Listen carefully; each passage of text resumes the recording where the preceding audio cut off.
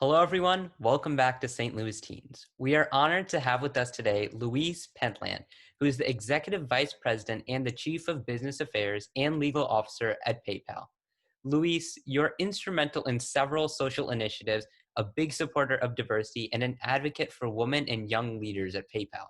You're also a volunteer with human rights organizations and supports at-risk children seeking asylum and offer legal support to women and children victims of domestic violence. Thank you so much for your leadership and for being here with us today. Thank you. I'm honored to be asked. I'm really appreciated. Louise, thank you so much. Can you tell us a little bit about what inspired you to go into law and the financial industry, and how has your journey been like so far? I've lost count how many years I've been doing this. So it started a while ago. What inspired me to go into the law was actually, I think, a need to serve in many ways. I've always sort of had that innately, I think, in me in my upbringing. I knew it would create an opportunity for a better life. And in that sense, I had a good life, but as a child, but I want, we were a working class family, and I wanted to make, a sort of self-sufficient life for myself. And I saw the legal career as a way to do that. So started in the law, very quickly realized that I didn't want to be in a law firm because I wanted to be part of building something. And so moved very early in my career into the business world. I had a phenomenal run at the mobile phone company Nokia, which you may or may not remember was the first mobile phone company, and was there for nearly 17 years.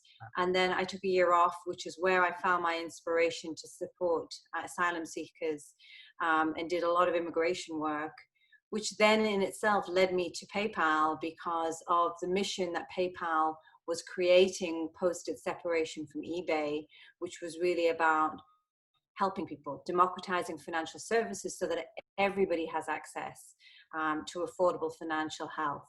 So that's sort of in a nutshell the journey. I wouldn't say I sort of, as a young girl in Northern England dreamt of, working in the financial services space back then. It was sort of an unexpected twist and turn to my own career when I had an opportunity to take stock for my next chapter. But I can say wholeheartedly that as I've learned this space and industry, it is it's one of the most important facets of all of our lives. And so to have affordable financial health access really does matter incredibly. So to be in a company that allows its mission to drive democratizing financial services is truly a dream come true. And I think continuing on that, everyone's lives has been affected now by the COVID-19 pandemic. How has the COVID-19 pandemic changed your life and your role at PayPal in meeting the heightened online needs of our country? And what are the keys to your success in navigating solutions during these unprecedented times? It's a great question. And, I think because, when I joined PayPal 5 years ago, we set out on a mission to make affordable financial health part of everybody's right, not just the right of the affluent or the privileged. We've been on a journey even before COVID to create that, I think, opportunity through the services and products that we provide. And so, as part of that journey, we get a lot of data about, different aspects of financial health. And one of the aspects of financial health that we learned a couple of years ago, even before COVID, was that the average American had less than $400 in savings. And so their ability to withstand any sort of financial crisis was pretty limited. And then we realized that actually that statistic likely affected our own employees, not just statistics for statistics' sake. And I think that inspired many of us, including our CEO, to really sort of think about, what's the real definition of capitalism in a public company that has to support, obviously, the fiduciary obligations towards its shareholders? But yet we at the same time talk about, our employees are our most important asset. Well, if those two things can coexist, how do you make that happen? And we set actually out on a journey a couple of years ago to think about the financial health inside our own company.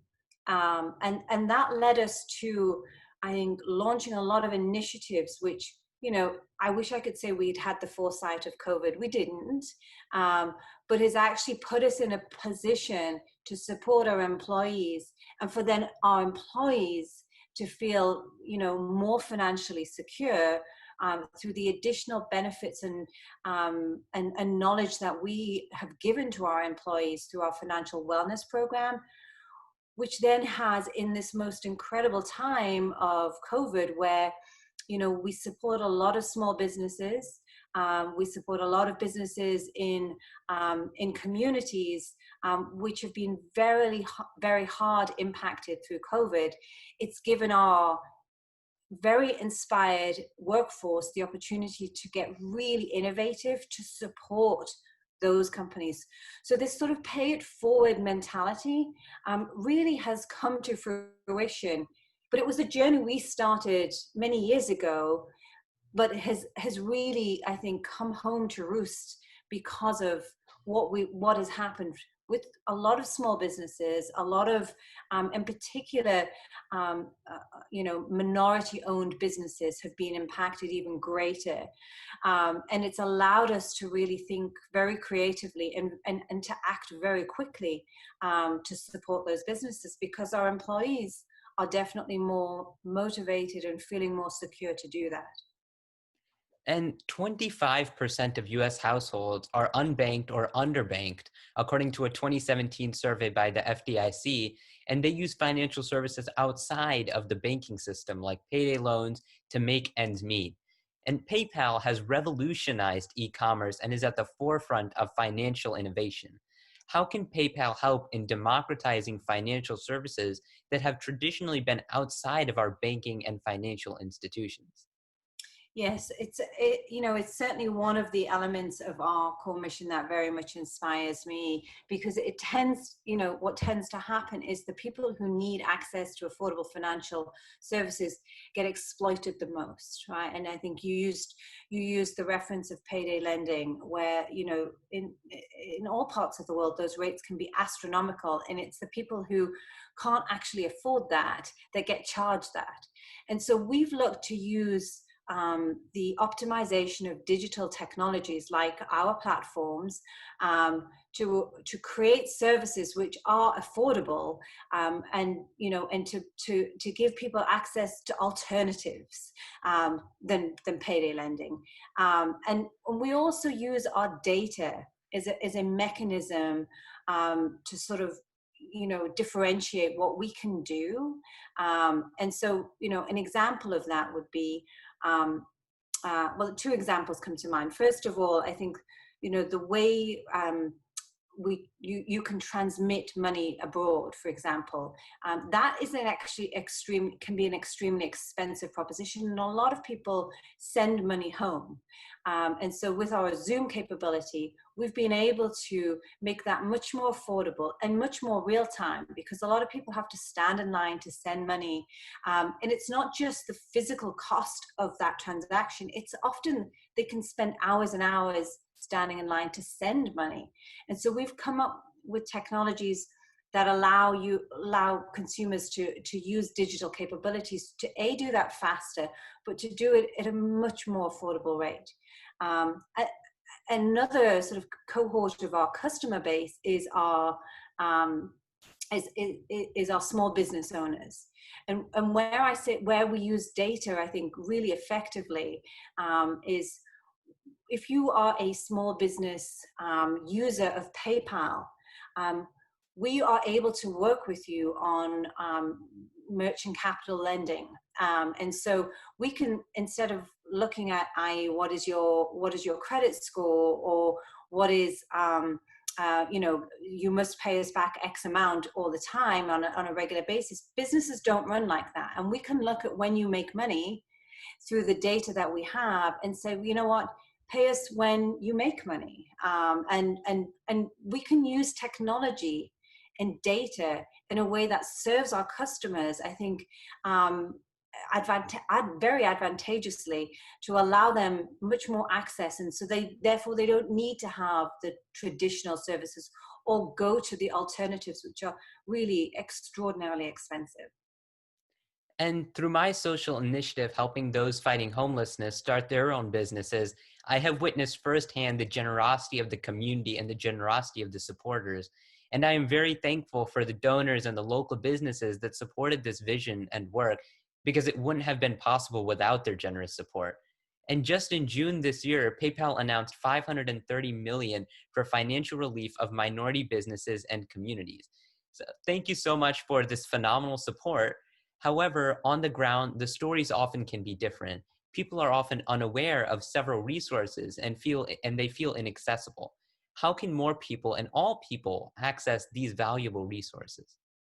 Yes, it is a great question, and it's certainly something that we've spent a lot of time thinking through. How do we get that knowledge out there? And part of what we did with the commitment to the $530 million was we worked with organizations that have on the ground reach. Right, so it isn't just about, oh, have you heard of PayPal and do you have a PayPal account? We've worked with organizations that can actually reach into communities that are known to those communities. And one of the, actually of that commitment that we made as a company, one of the first things we mobilized around was we had set aside $10 million to support minority businesses in particular. And, we basically, when we looked at this, we first of all said, well, how do we get that money to them quickly? Because what we knew through our own data was they were being impacted, 2 to 4x more than white-owned businesses. And we knew that it truly was the difference between them staying in business and not getting access to some sort of funding immediately, like literally immediately. And so for us to sort of take the kind of corporate process that tends to often happen would have meant many of these businesses would not have made it. And so we partnered with these local organizations or these national organizations that had a very local reach. And we also, instead of sort of saying, well, this 10 million fund was going to be a loan, we said, we need to give this as a grant. We don't have time to be processing loans. These people need this money now. They need to make payroll. They need to keep the doors open. And so we basically stood up a very, I would say, simple on its face program to say, you can apply for up to $10,000. And we worked with these partners to help us process, and we got an extraordinary, really high amount of applications, and we worked through those very quickly. But what we also said to people was, ask for what you need, right? Because if we have $10 million, and you're probably awesome at maths, Shri, if we have $10 million and everybody takes 10,000, that actually means we can help less people, right? But if everybody takes just what they need, then we have the opportunity to help more. And the average grant we ended up giving out in that program was about $8,500, so $8,500. And what was great about that was it meant we could both sort of mobilize on getting that money to people really quickly, but it also meant that more people had opportunity to access that capital. And we've connected with a lot of those customers that we gave those grants to, and truly it runs the gamut to somebody who has a dog walking business, to somebody who is running a bakery, and the stories are really unbelievably heartwarming. And I know, Shri, you have the nonprofit that you're working on, and I know every dollar matters, right? Every dollar has an impact when you are a small business owner or an entrepreneur. And we saw that so profoundly with the fund, and that was just the 10 million element of the fund. We had so many other we have so many other elements of the way we're deploying that to really support minority communities. And I think it's also amazing that even without much capital, many teens and youth nowadays are able to start social entrepreneurship ventures and nonprofits.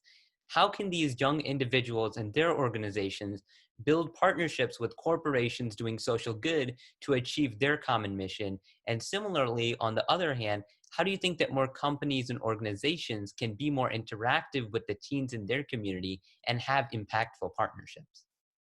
I think one of the I guess advantages of what's happened in the world in the last 12 months has been a real awareness of the capabilities of technology and working in a virtual environment. And I think that creates advantages that perhaps didn't exist before for awareness building. And I think about, we have a social innovation program at PayPal. It's part of my organization runs this. And, I think we have our go-to organizations that we work with, but we also know there's a lot more out there. And for us to be able to have knowledge of that, obviously there needs to be awareness building. So if you're in an organization that wants to gets the attention of companies like PayPal, it's really important to sort of have a proposition, and to have the ability to sort of know how to execute on that, and be very crisp and clear about what you're asking for, right? Because it is important, because companies do get a lot of information externally, but I think the ability to sort of be innovative, use technology, and then be very clear and crisp on what you're asking for will actually advance the ability of, and I think, and democratizes the accessibility to organizations. And I think even our interview is a great example of that, Shri. I mean, you reached out to me on LinkedIn, and said, and asked if we could do this interview. And I read my own LinkedIn. And so, yes, absolutely, let's make this happen. And I think it's sometimes as simple as that. It's not always as simple as that, but if you don't try and you don't seize those opportunities, then you'll end up writing a narrative that it's too difficult, and actually it may not be. And Luis, you recently started the Rising Leader series. Can you tell us a little bit about what inspired you to work with young rising leaders, and what is one of your most memorable interactions and moments with youth? Yes. So, rising leaders is something that I feel very, very strongly about, because, I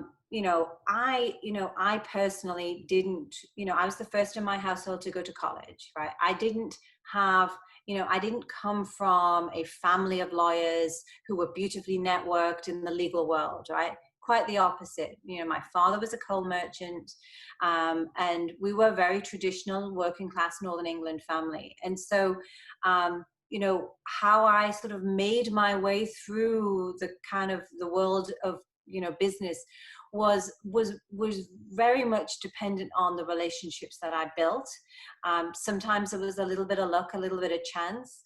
And I think having gone through that, and then seeing the folks that had a much easier path than me, didn't make them any better or more capable, but they just didn't have to struggle as hard. And the inequity of that really struck me, I think, very early on in my career. So I always vowed that I was never going to be so important, no matter how successful I became, that I wouldn't be able to help somebody who reached out to me. And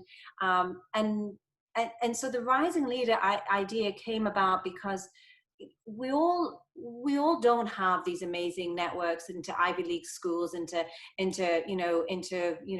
big CEOs. But I think with technology, you can access people in a way that we didn't even have, email, back then when I started out, and, email was just starting, right? So the world has changed. So therefore we need to leverage that to our advantages, so we can equalize the playing field a lot more. And I think that's where I think we'll cross the chasm of this sort of constant debate about why does, how do you get more diversity into professions like the legal profession, right? Because it's still, shamefully not diverse enough. And so how do you get into that, and then how do you become successful, and how are you not the first or the only one, and how do you open up that aperture? Well, truly it's about how do how the generations that have made it, how are they going to help you do that? And so a couple of and again, it's sort of, in some ways it's sort of a combination of, the people that I've featured so far in the Rising Leader series have been people that have inspired me in many ways. And when someone inspires you, you want to be with them, right? It's like, we're sort of drawn as human beings to people we like.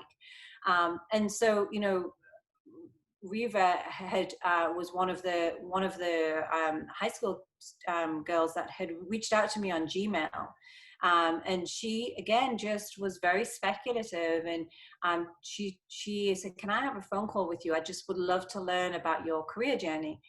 And I was like, "Of course." And and little did I know that she'd interviewed all these amazing CEO women, and she'd done so many amazing things herself and was helping young girls in India. And I was like, wait a minute, I am more inspired by you.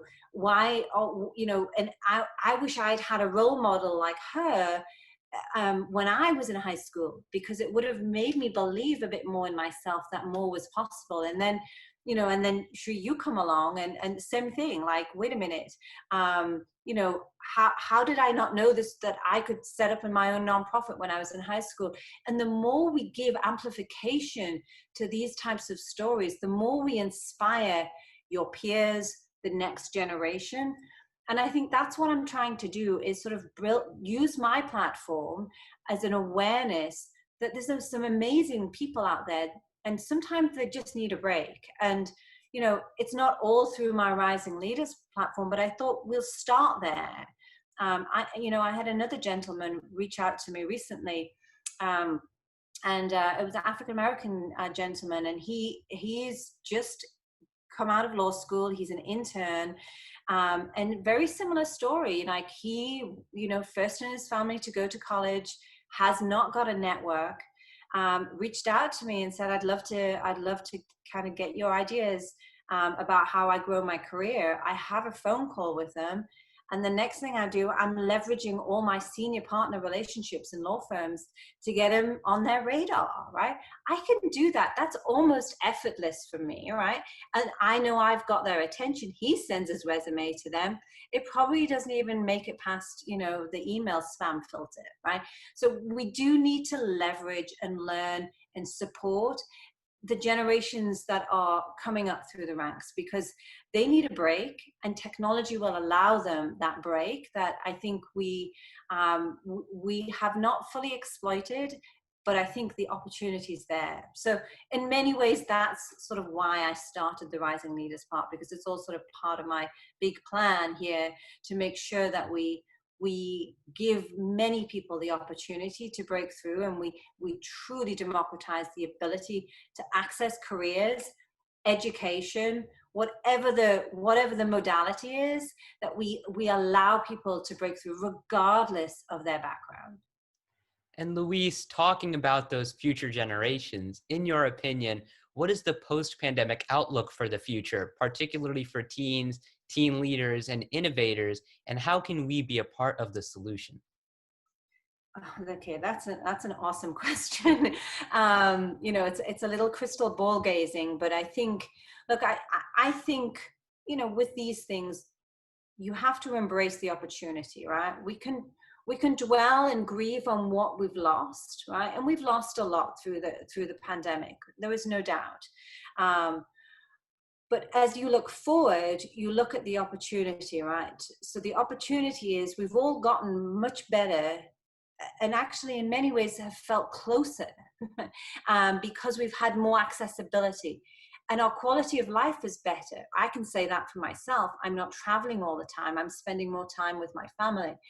And so when I think about those things, I'm running every day. Now I'm running every day I'm actually kind of giving myself time to think.